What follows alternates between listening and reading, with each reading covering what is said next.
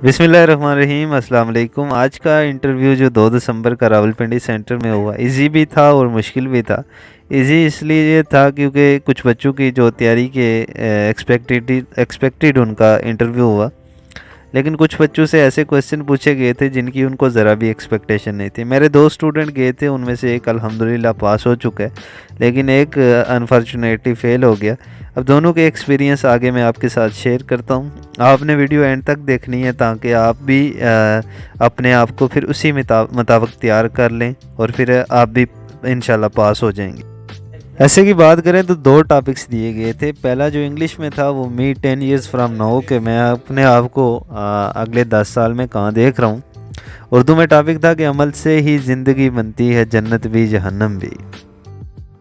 यहाँ तक तो सबसे का सेम था। आगे जो ये उसकी स्पीच है जो स्टूडेंट पास हो गया था, उसका था सिंगल नेशनल करिकुलम, और इस पे उसने अच्छे ऑलरेडी वो तैयार करके गया हुआ था, तो अच्छे से उसने बोल लिया वहाँ पर। नेक्स्ट क्वेश्चन में उसका इंट्रोडक्शन पूछा गया था। क्वेश्चन नंबर 2 था कि वाई पाकिस्तान आर्मी, कि आप पाकिस्तान आर्मी क्यों ज्वाइन करना चाहते हैं। दोनों क्वेश्चन का आंसर आपने अपने मुताबिक करना होता है। इंट्रोडक्शन भी आपने खुद से अपना अच्छा सा तैयार करना होता है, और why you want to join Pakistan army, इसके लिए भी आपकी एक अच्छी सी मोटिवेशन स्टोरी होनी चाहिए। नेक्स्ट क्वेश्चन जो था ये रिपीटेड है, पिछले इंटरव्यू में भी उन्होंने पूछा था कि मदीना का पुराना नाम, तो मदीना का पुराना नाम यसरब था। नेक्स्ट क्वेश्चन में पूछा गया था कि IMF स्टैंड फॉर, तो इसका मतलब है, ये एब्रीवेशन पूछी गई थी, तो IMF का मतलब है कि इंटरनेशनल मॉनिटरिंग फंड।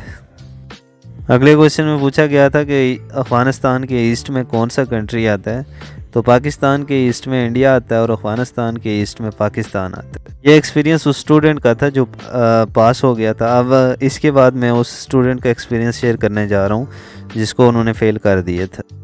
अब ये स्टूडेंट जैसे ही इंटर हुआ इंटरव्यूअर के सामने, तो उसने अभी इसको बैठाया भी नहीं, और जहन में तो ये बना के गया था कि मुझसे इंट्रोडक्शन होगा जिस तरह बाकियों से एक स्पीच करवाई जाएगी।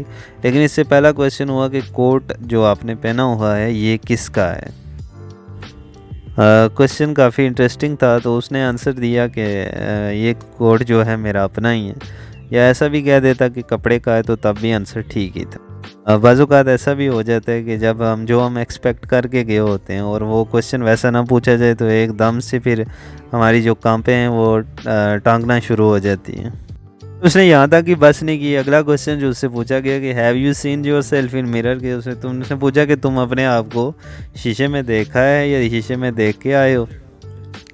इस पर भी उसने सिंपल सा आंसर किया कि जी सर, मैं अपने आप को देख कर आया हूँ। अगला क्वेश्चन जो पूछा गया तीसरा वाला उससे, कि prime minister of south Africa, और इसकी करेंसी पूछी गई और इसका कैपिटल पूछा गया। तो उसको ये तीनों नहीं आते थे क्योंकि उसको याद नहीं था इसके बारे में कुछ भी। खैर उसने कहा कि आप जा सकते हैं, और थोड़ी देर के बाद जब रिज़ल्ट आया तो उसको फ़ेल कर दिया गया।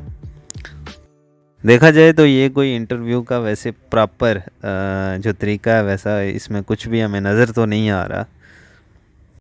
लेकिन ऐसा भी पॉसिबल है कि उसको पहले से उन्होंने कैमरे के थ्रू या किसी दूसरे तरीके से ऑब्ज़र्व किया हो, या उसकी ड्रेसिंग जो थी वो उनको पसंद ना आई हो। तो काफ़ी सारे फैक्टर्स हो सकते हैं। आपने मेंटली प्रिपेयर होके जाना है, आपने कॉन्फिडेंट रहना है, आपसे वहाँ पे कुछ भी पूछा जा सकता है। तो आपने बड़े तामल से सोच समझ के और एक लॉजिकल, ऑथेंटिक और ऐसा आंसर करना है कि जिससे इंटरव्यूअर जो है वो सेटिस्फाई हो जाए। बाकी कामयाब करने वाला अल्लाह की ज़ात है, और आपने बस मेहनत करनी है।